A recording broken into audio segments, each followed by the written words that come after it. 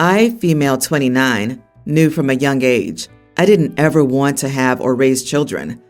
I met my husband in college, and he was decidedly child-free too. We got married a couple of years back.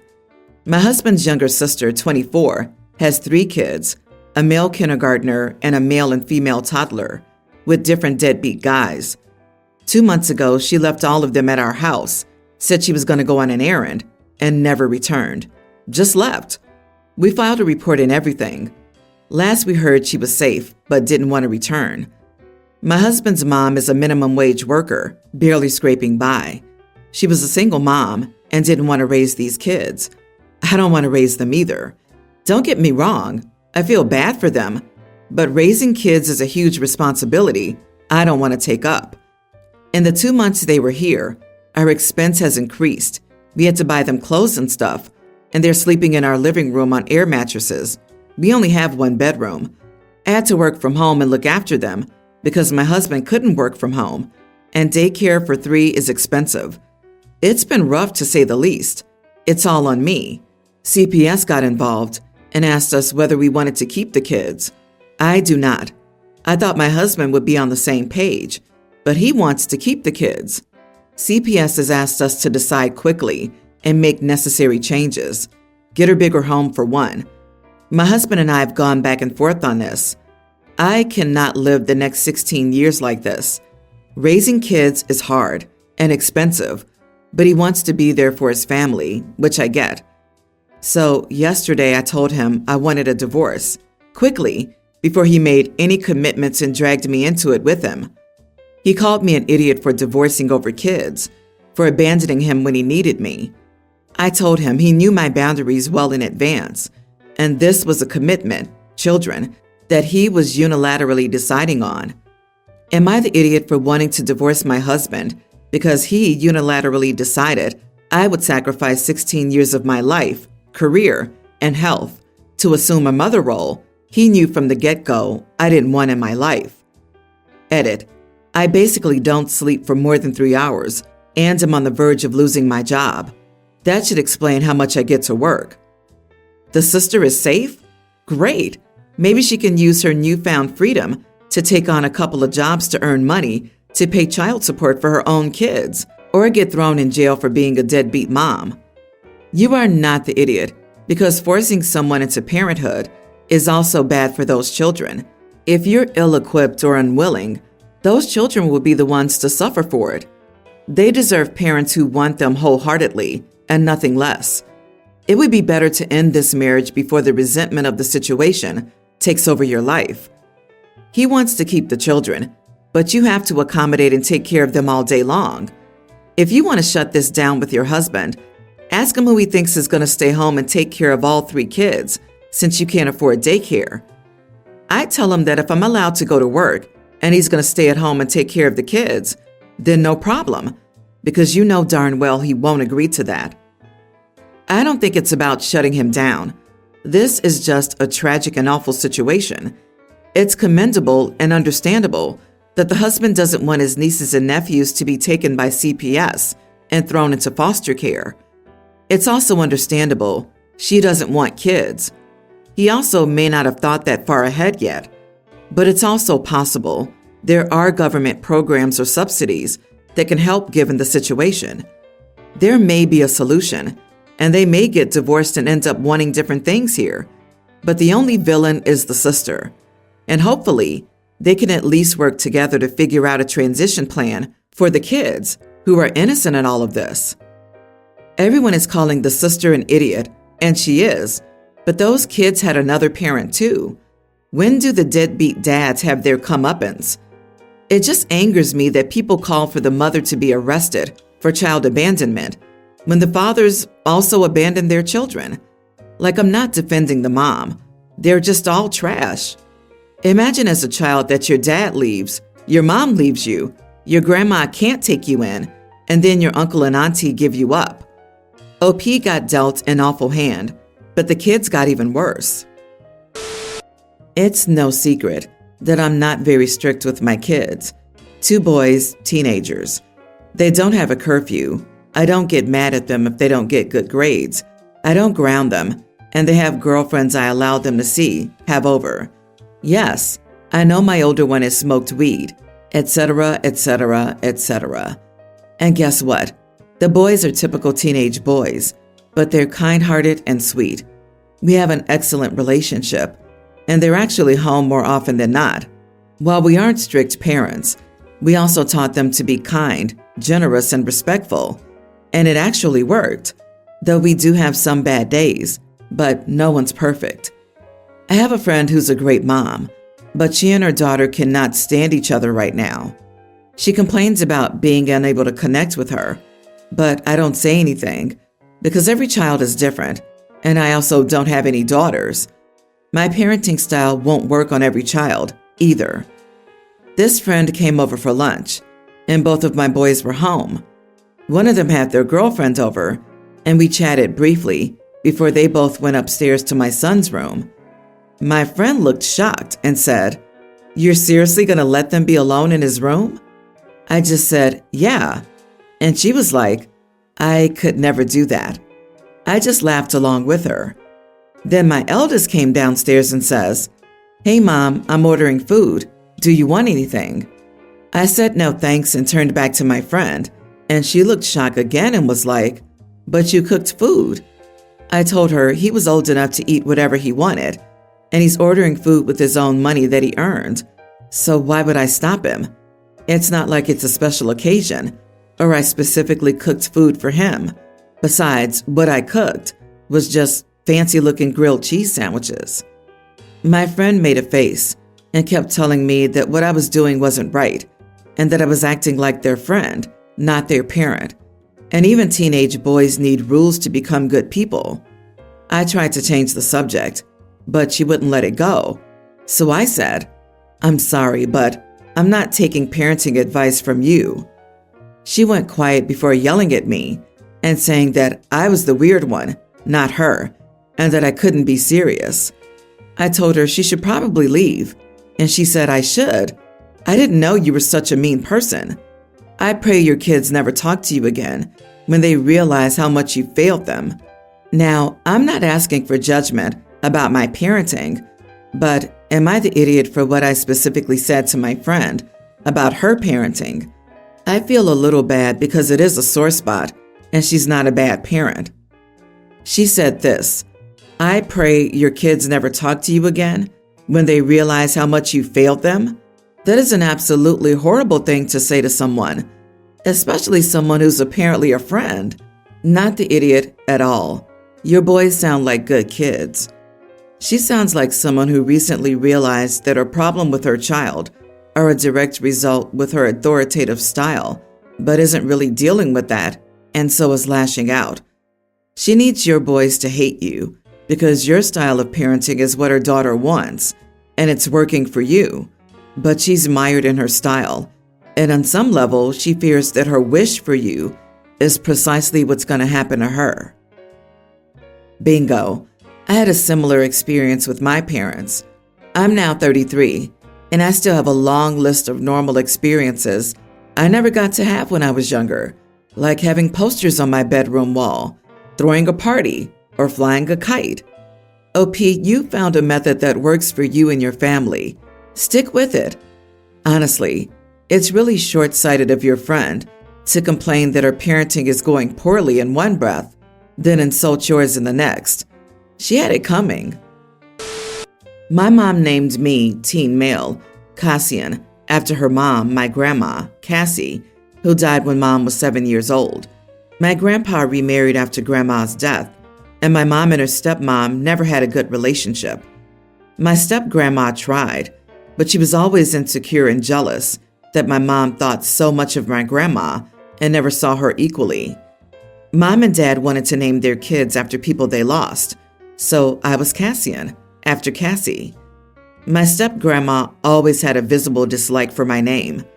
I remember being 4 or 5, and she tried calling me Tommy. Thomas, Tom, Tommy are in no way part of my name, so it always seemed weird.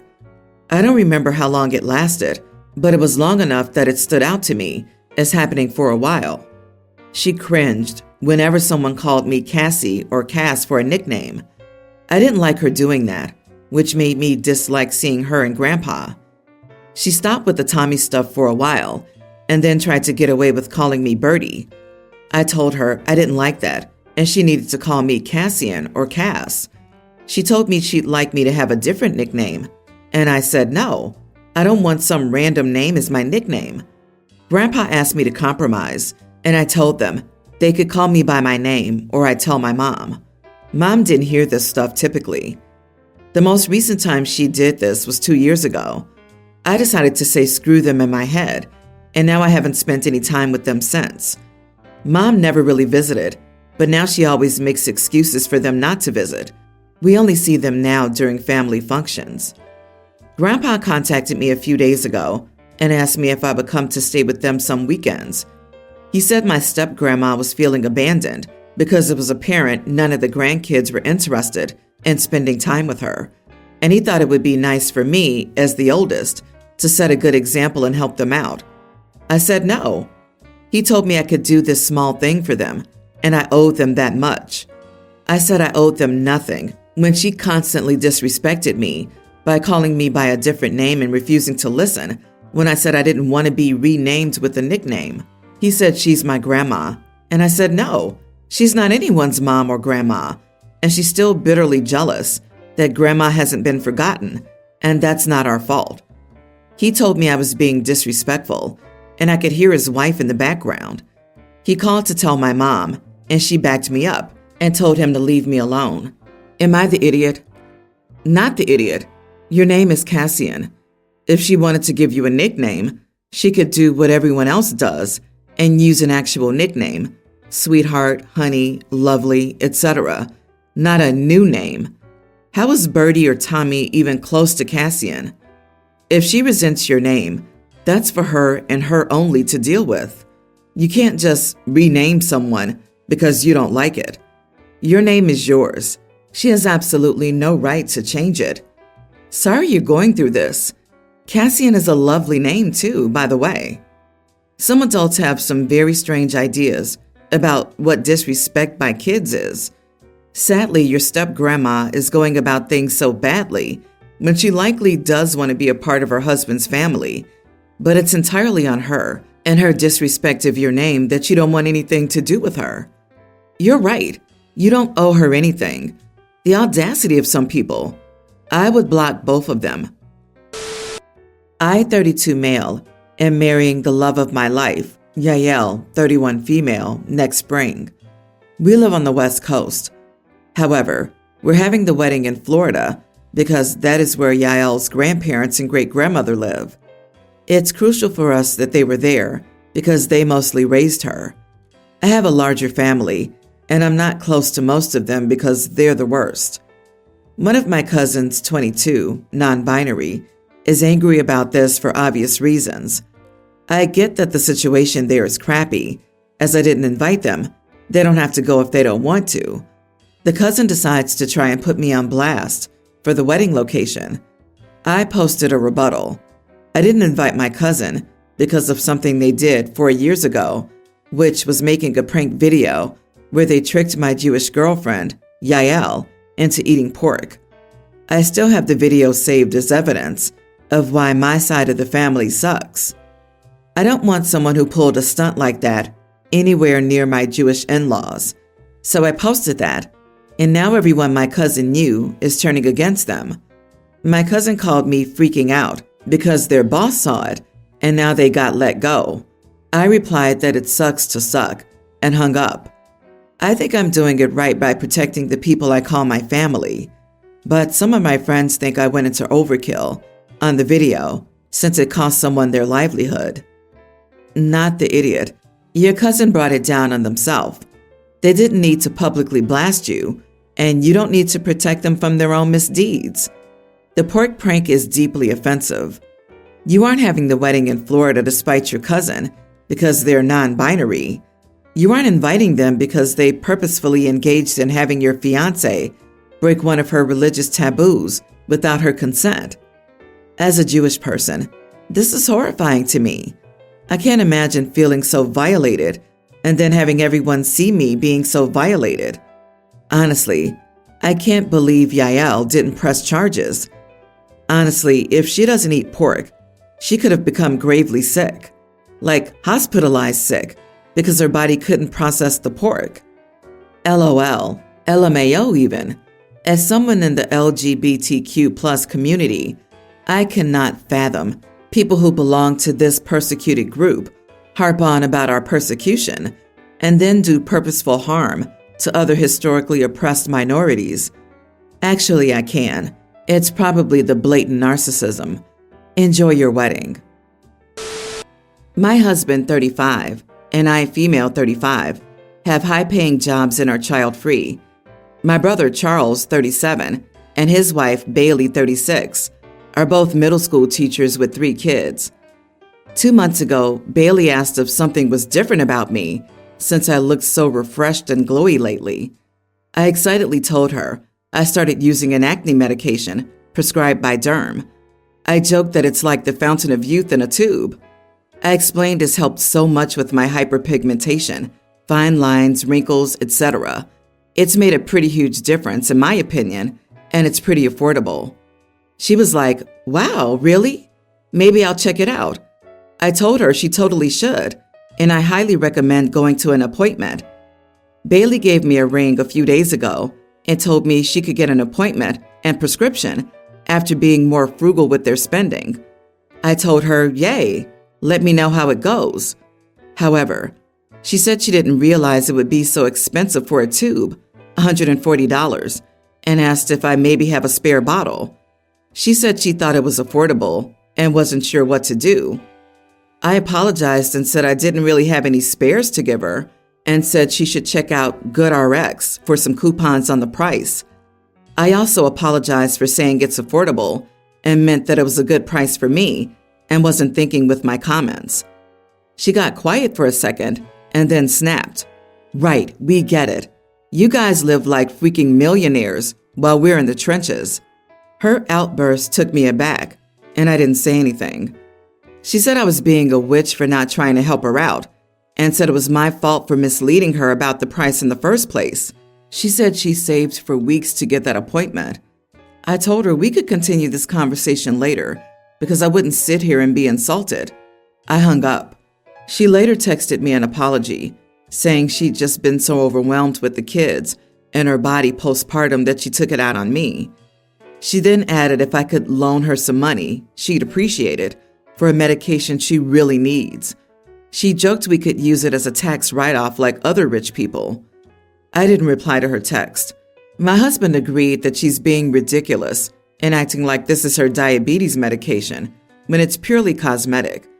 He agreed to not give her a cent for this and ignore her. My brother asked me if I could just do them this favor, since it's pennies for us. They also had spent weeks saving for an appointment with the dermatologist, since they thought the med would be affordable. I told him I had already apologized for saying it's affordable and didn't appreciate being insulted and given backhanded comments by his wife. Am I the idiot? Edit. It's tretinoin for those curious. Not the idiot. It's not pennies. All your hard work has got you to where you are. If she cares that much, she should try to go back to school and become something that pays more. Tough crap. They made choices to be precisely where they are right now. I don't care if you're the richest couple in the world. It's not your responsibility to help with a darn acne cream. I could maybe see if this was a life or death medicine, but come on, acne cream she's tripping about? You suggested a miracle cream and stated it was affordable without realizing it wasn't affordable for them. She got hurt and lashed out. You both apologized. Family is family, and tensions run high at times. If you can afford to make her day and buy her one tube to try it out, then she can budget to get it herself. It doesn't take much to be kind to someone else, especially someone you'll be associating with for years. Do you want LP to pay for her treatment forever? Because one thing is you giving her as a gift for her birthday or Christmas. Another is spending $140 a month, every month. And seriously, 2 working adults can't afford $140? OP, your husband's comment about how this is pennies for you was unnecessary. If you're worried about your brother's finances and want to help, focus on things for the kids, such as clothes, toys, or after-school activities, or even good health insurance.